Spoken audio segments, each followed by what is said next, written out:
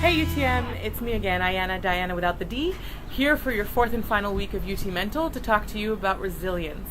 I think it's kind of fitting that we're talking about resilience this week, seeing as how I'm on my balcony without a coat on for the first time in a really, really long time, which is a factor that plays very heavily into my own sense of resilience. So resilience to me is sort of a weird concept. The idea that somebody might be better suited than someone else to deal with the stressors that life throws their way. And then weirder than that is that people can actually do things to build up their own resilience so that when those negative experiences or really difficult situations come along, that they're actually able to deal with those. So I'm here to talk to you about, I think the question that everybody has been asking is, how does one go about building up their own resilience? And so I'm going to share with you the 5 factors that I think go into it, and I invite you to share some of your own. So today's going to be really anecdotal. I'll share a few stories from my past and how they pertain to my own resilience, and hopefully they'll speak to you as well. So my first story is a bit of a then and now. It started in my 3rd year of undergrad when I lived in residence as a Dawn and had a few other part-time jobs on the side and a full course load, and was dealing with the dissolution of a friendship that was really important to me back home in Quebec. So of course, it was a very trying time for me, and my response at the time to any sort of turmoil or difficult situations was to cocoon into the far recesses of my bedroom and spend my time alone until I was over it, and then reintegrate into society, because nobody wants to see a sad person. That was the way I felt at the time. Now I recognize the errors of my ways, in that now when I'm dealing with something that's huge, I make sure to share it with somebody I know cares about me and about whom I care about as well. And I think the difference there is that there is really some truth and some credence to the fact that a shared sorrow is half sorrow and shared joy is double joy. And I think we don't spend enough time connecting with the people around us about things that make us vulnerable or sad as we should. And I think that's an important practice to protecting one's own resilience. And that's something I recognize right now is building up my resilience. My second story is actually quite recent.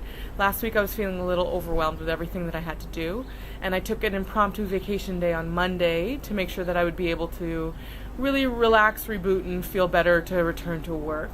But my plans got sort of derailed on Monday when I got a piece of bad news. And really that threw off the whole mojo of my weekend and my day. Now, ordinarily when I get bad news, my instinct is to turn on Netflix or whatever I can binge watch and shove as many Doritos in my mouth as I can fit. That's my style. I love Doritos and I'm unapologetic about it. But I didn't do that on Monday. I knew I was returning to work on Tuesday. I remembered how crappy I would feel if I had a stomach full of Doritos on Monday. Plus, I did tell you that I gave up cheese for Lent, and yes, that also extends to whatever cheese-like substance coats Doritos. So I didn't really have that as an option. So instead, I went for a run. And it was a really weird response, I think, to feeling bogged down.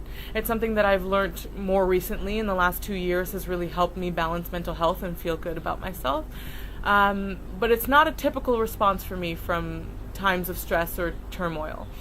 And I instantly felt better afterwards. So that's something that I've definitely recognized as my second major thing that plays into building resilience. So undoubtedly all of your experiences are unique, but further to that, you have the unique experience of being part of the landscape of higher education. And that's a major component to building our own resilience. I think we often undervalue how important learning is to feeling energized and feeling ready to take on life. So I defer to an example from the past year when I was sort of doing my own thing, but also falling into the winter slump, and had a conversation with one of my supervisors where I was given a new and exciting task to take on. And I can't even explain to you the sort of uplifting feeling that I got from just being able to do new research, make new neural connections, learn more about something that I've never had the chance to learn anything about, and take on that learning. It's actually an amazing experience to be able to do that. And I think we need to start valuing that learning as a bigger building block for our resilience. A little thing that I've started doing recently that I think has contributed a great deal to my happiness is to pay it forward. I like to, when I'm having a bad day, or on any day in general, to do something nice for someone else. It doesn't have to be someone you know, or it could be. But whether it's sending a nice message to somebody I haven't talked to in a really long time, or seeking out somebody who's asking for money on the streets and buying them a meal, or walking into Tim Hortons and buying something for the person behind me, I find those little moments are really uplifting for me and really help to build up my resilience. So because I'm on a balcony and because it's mid-March, I am getting quite chilly, so I am going to be wrapping up and heading in soon. But I am thankful to notice that the trees are actually budding. I'm smelling fresh-ish city air and feeling good about being outside. So in wrapping up, I wanted to draw your attention to the underlying theme of my video today. If you haven't already noticed, all of the videos connect to these 5 topics: being active, taking notice, connecting, giving back, and learning. And those, if you don't know, are the 5 ways to well-being. So I invite you to check those out because I really truly believe that those are the building blocks for building your own resilience. If you have some other stories that connect to those 5 ways to well-being or to others, please feel free to comment and I'll make sure to get back to you. Thanks for listening, and it's been wonderful being a vlogger for you for the last 4 weeks. Take care.